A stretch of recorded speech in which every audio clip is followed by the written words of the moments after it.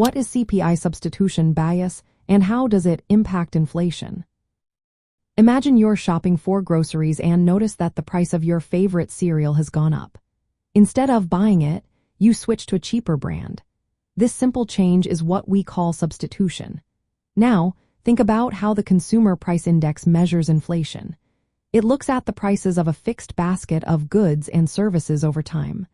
But what happens if people change what they buy when prices change? That's where substitution bias comes into play. Substitution bias happens because the CPI uses a fixed basket that assumes consumers buy the same amounts of goods regardless of price changes. When prices of certain items rise, consumers often buy less of those and more of cheaper alternatives.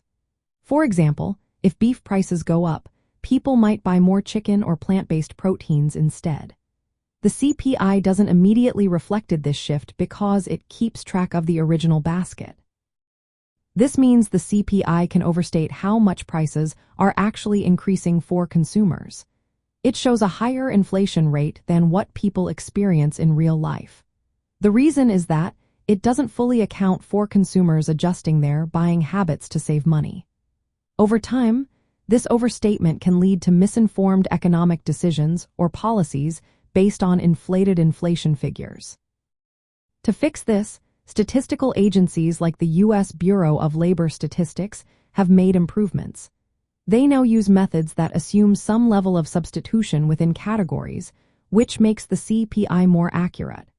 They also update the basket more often to better match current consumer spending patterns. These changes help reduce the overestimation of inflation caused by substitution bias. Even with these improvements, substitution bias still exists. It tends to make the CPI overstate inflation by about 1% each year. Knowing about this bias helps us interpret CPI data more carefully. It reminds us that inflation figures are not perfect and that consumers often find ways to spend less when prices rise. Understanding this bias helps us see the true picture of how prices are changing and how it affects our everyday costs.